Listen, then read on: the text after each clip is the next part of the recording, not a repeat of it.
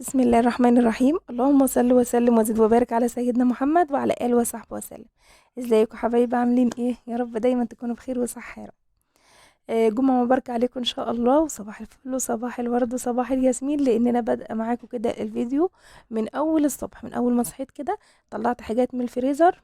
عندي طبق كرنب، وعندي حبه ورق عنب كده في كيس، وطلعت كيسين طماطم، واللي في الطبق هناك ده ايه؟ الفرخة اللي أنا كنت عملتها شاورما، فكنت شايلة الأجنحة بتاعتها وسلسلة الضهر وأجزاء منها كده، يعني ايه اللي هي قلت أركنها لو حبيت أعمل شوربة ولا حاجة أعمل بيها. بس بنتي شالت كل حاجة بقى، لمت الطبق زي ما هو كان فيه عظم الوراك وكده، فشالتهم كلهم بالمرة. طلعت كل الحاجات ديت بقى من التلاجة من الفريزر عشان اشتغل النهارده. انا ما نزلتش السوق النهارده، جوزي اللي نزل، لان انا قلت لهم انا بصوا ما تجيبوليش حاجه من بره، انا هشتغل كله من البيت. يعني عايزه انضف الفريزر بحيث لما نسافر ما تبقاش في حاجه تبص في الفريزر او نرميها حرام. بس هو نزل جاب لنا، كنت قايله له على كيلو كوسه، فنزل جاب لنا البطيخه الحلوه ديت وجاب لنا طماطم. البطيخه جميله ما شاء الله عليها، والطماطم حلوه، بس الكوسه لا. بس انا هفتح لكم البطيخه حمراء ومرمله وزي العسل كده، سكر سكر سكر. بصوا انا بحب انخور في البطيخه قوي. بصوا يعني مش مستنيه اقطع مثلا كده بالسكينه او حاجه، لا بنخور كده جواها. بقول لكم جميله تحفه.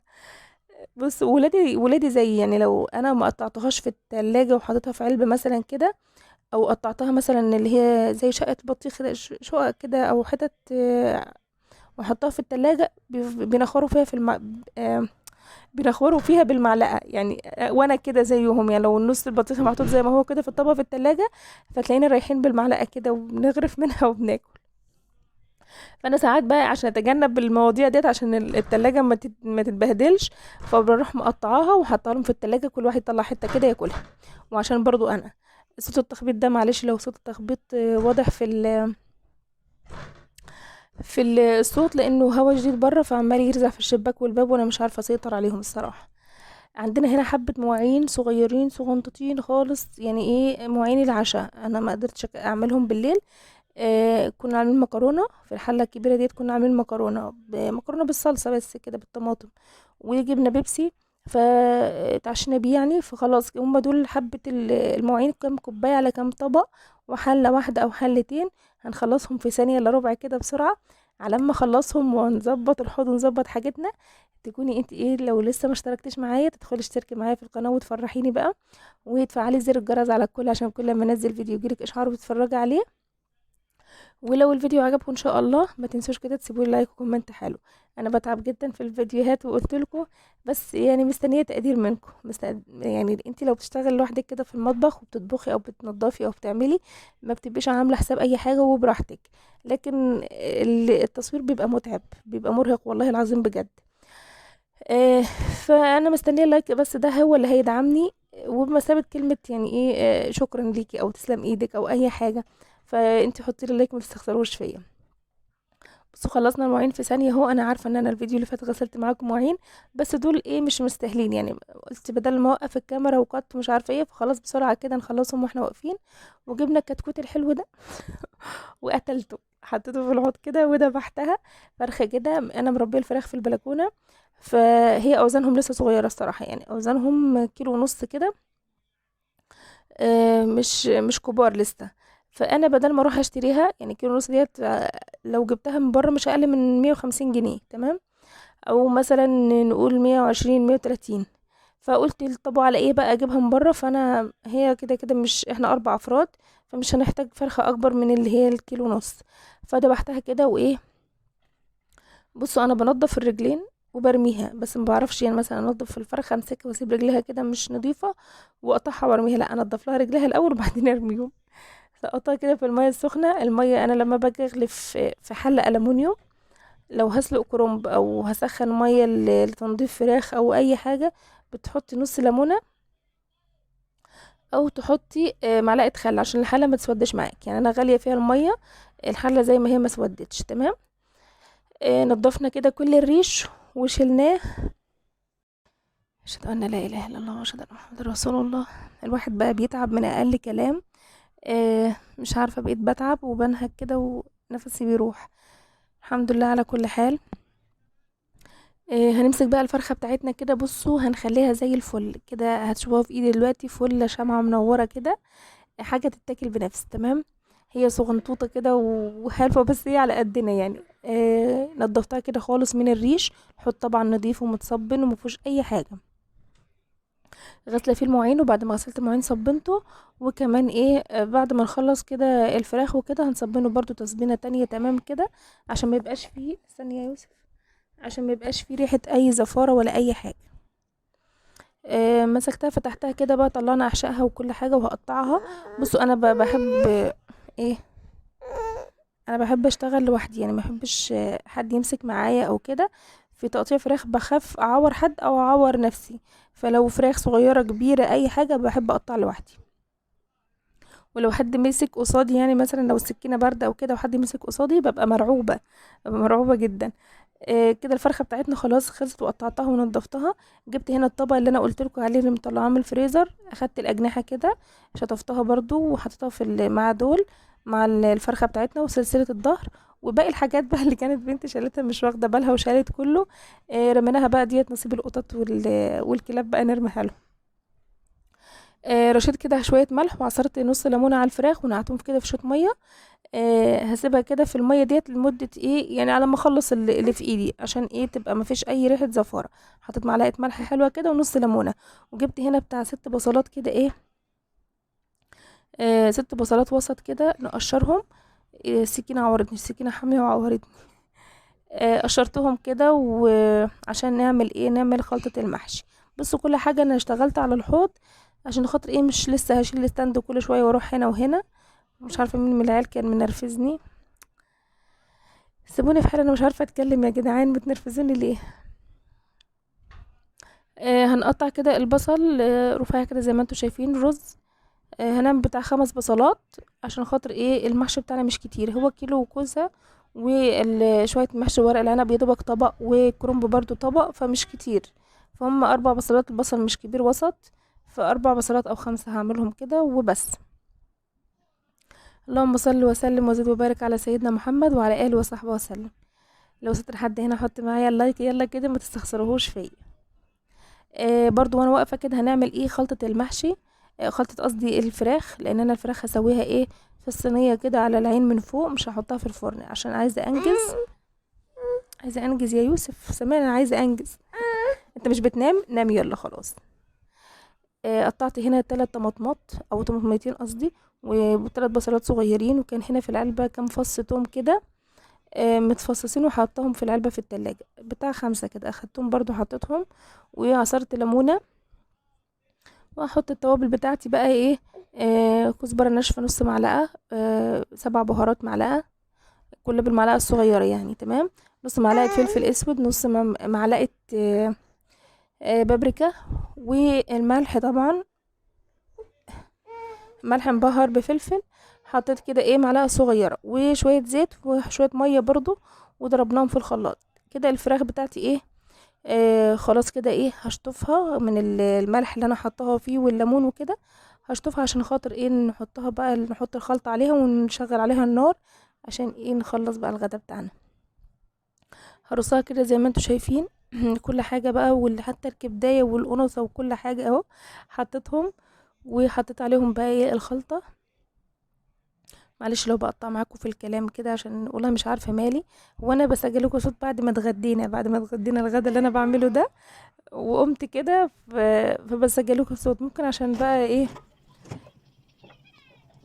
تعبانه من الوقفه او حاجه، فمش عارفه، بس انا بقى لي فتره كده إيه لو اتكلمت كتير او كده بتعب.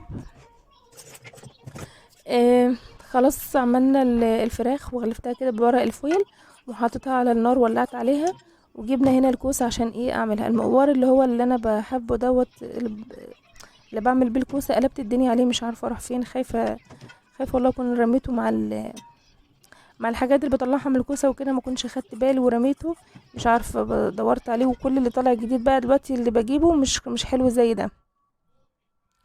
فجبت المقورين دول، واحد كبير واحد صغير، والكوسه اصلا جايبها لي جوزي يعني. بصوا دي غلطه اللي تبعت جوزها يجيب لها حاجه والله. رفيعه جدا، يعني مش عارفة المقوار الصغير حتى بعمل بيه بالعافية. عارفين الفنان نبيل الحلفاوي كده في فيلم الطريق الى ايلات ده، بس انا مسرعة على الفيديو. فانا كنت بعمل كده مع الكوساية عشان خاطر ايه ما تتكسرش، مع انه بصوا هتبصوا في الصينية كده هتلاقوا بتاع اتنين باظوا مني واتكسروا. وكمان مش صابحة الكوسة، مش صابحة، ففيها سن الدبلان كده. خلصنا كده الكوسة اهي وشطفناها شطفها كده ايه وظبطها. ومحدش بياكل كوسة كتير غير انا وابني الصغير، فما جبت كيلو بس يعني. تمام، حلو اوي الكيلو علينا. خلصنا كده الكوسة والتسبيكة بتاعة المحشي على النار. ودول ازاز انا بملاهم مية ساقعة كده بنحطهم في التلاجة. ومعلش تعالوا معايا كده برضو ايه شوية المواعين دول بسرعة عشان خاطر ما نخليش حاجة في المطبخ كده. انا بحس ان انا مرتاحة نفسيا والحوض فاضي. دول الصينية اللي كانت فيها الفرخة لا كوباية على مش عارفة ايه. خدوا طبق كده قطعوا فيه بطيخ. فخلصناهم ونغسل الحوض برضو. هنصبنه تاني اهو كده، هنصبنه التصبينه الاخيره بقى ايه خلاص بقى مفيش زفره ولا اي حاجه تاني كده. تمام، الحوض بتاعنا هيبقى فل. والخلاطه الخلاط الحنفيه يعني غسلتها، والفلتر وكمان الازاز انا كنت غسلهم ببريل بس لسه ما شطفتهمش. هشطف كده ايه واسيبهم بقى يتملوا لان الفلتر ممل يعني انت مش هتقفي جنبها. مراتي بتفقع فانا بسيبها كده وهم تتملي بروح اشيلها وبحط واحده غيرها. هنولع عينها على البصل. وانا بحب اعمل خلطة المحشي بزيت بس ما عنديش زيت للاسف خالص. فرحت عملتها بسمنة بقى وخلاص برضو كانت زي العسل وكانت زي السكر. حطيت هنا معلقة سمنة. كنت ببص على الفراخ قربت تستوي اهي الحمد لله. اول ما البصل دبل معايا كده كنت ضربت بقى ايه شفشق طماطم وحطيت عليه يعني بتاع 5 أو 6 فصوص توم بس كبيرة، او معلقة توم كبيرة لو عندك توم مهروس. بس انا ما كانش عندي يعني فصصت كده كام واحدة وحطيتهم نص راس كده يعني. نشد بقى المطبخ بتاعنا. بنتي كانت بتروق في الشقة برا وانا قلت لها خلاص انا خلصت المواعين وخلصت كل حاجه، مفيش اي حاجه في المطبخ والحوض نضيف وكل حاجه. هشدلك المطبخ كده كمان شديه مع الصاله والاوض عشان تبقى كده تمام. هي كانت خلاص في الصاله وفرشتها كمان. شالت السجاده اللي هي كنا بتاعه العيد ديت شلناها خلاص كده عشان ما تبص، ونفرشها ان شاء الله في البيت الجديد. وفرشت الحافظه بس قلت لها فرشيها على القلبه. اهو بصوا انا فرشاها الحافظه فرشاها مقلوبه لان لونها صعب جدا، لونها نبيتي ونقشه فيها ذهبي في اسود. فانا بحس في ناس قاعدالي على السجاده فاحسها زحمه قوي، فقلت لها فرشاها على القلبه بتبقى اهدى شويه. واوضه الاطفال برضو ظبطتها ومسحتها وكل حاجه تمام يعني الشقه كلها متروقه. والمطبخ اتمسح مفيش غير ايه المطبخ معايا ايه الطبيخ قصدي معايا. وكنت وريتكم في الطبق الاحمر اللي هناك ده كان مليان توم. مسكته برضو قشرته قعدت كده في الصاله وقشرته في الطبق الصيني دوت. هو كده كده متقشر. اللي هناك ده قشر، اللي في الطبق الاحمر ده قشر، لكن في الطبق الصيني ده التوم كله متقشر بتاع كيلو كده، بتاع كيلو توم متقشر. قلت بالمره بدل ما كل شويه اقشر. قطعت هنا الخضره وكانت التسبيكه بتاعتي استوت وحطيت عليها الرز. وهنقلب كده خلطة المحشي. طبعا انتوا عارفين خلطة المحشي انا عملتها معاكم قبل كده وعارفين ايه اللي انا بحطه عليها بيخلي ريحتها رهيبة وبيخلي طعم المحشي بتاعك كده مسكر وزي العسل. هنلف كده حبة الورق عنب بس مش هلف معاكم كل المحشي الصراحة مش قادرة اقف. فهاخد المحشي لفيت كام واحدة كده وهقعد بقى في الارض اخد الصينية وهاخد المحشي كده ونقف في الصالة في الهوا بره. لان المطبخ يعني انا غسلاه بالمية وكل حاجة ورطب وزي الفل. بس برضو عشان البوتاجاز شغال ففي حبة سخونية، ولو فتحت الشباك المطبخ النار بتاعة البوتاجاز مش هتشتغل. فانا اخدت كده صينيتي والمحشي بتاعنا وطلعنا انا وبنتي بره ولفيناه في الصالة. هنجيب الحلة الحلوة ديت بتاعة ست الحبايب. بصوا لما بعمل فيها حاجة بحس ان الحاجة بتبقى مسكرة مش عارفة ليه. لفيت هنا الكرنب. بصوا هرص الكرنب كله كده. الاول هرص الكرنب كله كده من تحت في الاول في الحله. قطعت كده بصلايه في القعر وهرشت عليها سنه ملح كده بفلفل. وهرص الكرنب وبعدين هرص ورق العنب ومن فوق خالص الكوسه. تمام اهو مش كتير. بصوا كل حاجه طبق يعني طبق محشي ورق عنب وطبق كرنب والكوسه اللي انتوا شفتيهم دول يعني بتاع 10 وحدات بس كده هم. بس كده ده المحشي بتاعنا. وهنا كانت الفراخ استوت رحت طلعتها كده والشوربه بتاعتها او الصوص اللي هو نزل منها اخدت منه الوش بتاعه عشان نعمل منه ملوخيه والباقي زودت بيه المحشي. وندلع المحشي بتاعنا بقى كده ايه بمعلقه سمنه بلدي. نحطها وهنغطيه بورق فويل كده عشان خاطر ايه الكوسه تستوي معانا كويس، وكمان بالغطا بتاعها هنكمرها. ايه يا يوسف بقى في ايه؟ بس بصوا كده، اخدت التوم اللي انا قشرته كله، وبعدين كنا فين عشان انا طرقت يوسف ورجعت اكمل تسجيل الصوت. بصوا التوم بقى اللي انا قشرته كله في الطبق الكبير اللي هناك ده، هو الطبق كبير وغويط فما تشوفوش تقولوش صغير يعني. فانا ما دقيتوش كله، ما طحنتش التوم كله. بصوا مليت العلبه ديت الصغيره عشان خاطر ايه هحطها في الفريزر، فانا لو طحنته كله واحنا زي ما قلت لكم ان شاء الله هنسافر بعد الامتحانات، فما يفضلش في الفريزر مش هينفع يعني، حرام يترمي، او لو قعد في التلاجة هيعمل ريحة. فانا خليت دول كده شوية صحيحين كده من غير ما يطحنوا، فقلت دول سهل بقى ايه لو مشينا ممكن ايه ادوم لاي حد كده من جيراني، او ممكن لو المهم مش هيعملوا ريحة زي اللي مطحون. تمام، فدول هيبقوا زي ما هم كده. لو خلصت التانيين ابقى اطحن دول واخد منهم يعني. وكمان باقي الخضره حطيتها في كيس. بس هنا جوزي كان بيقول لي يلا عشان نتغدى، فاقول له احنا مخلصين من بدري اهو، بس مستنيينك تصحى من النوم. اخدنا التوم المهروس والتوم التاني والخضره حطيناهم في الفريزر. بس التوم صحيح مش هحطه في الفريزر، هحطه في باب التلاجة. تمام. هنجيب هنا ايه تاني، هنعمل ايه؟ هنغرف بقى كده عشان ايه نتغدى بقى. كان خلاص الساعة اتغيرت.